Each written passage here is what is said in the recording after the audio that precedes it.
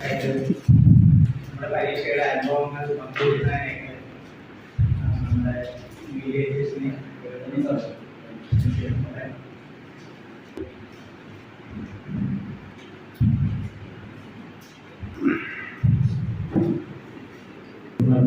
ഈ സ്കൂൾ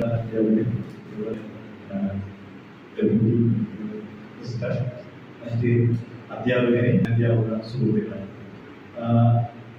സന്തോഷം ഈ സ്കൂളിൽ SLC ചെയ്യാൻ കഴിയുന്നതിൽ രണ്ട് കാര്യങ്ങളിൽ പറയാണ്ടിരിക്കാൻ വയ്യ.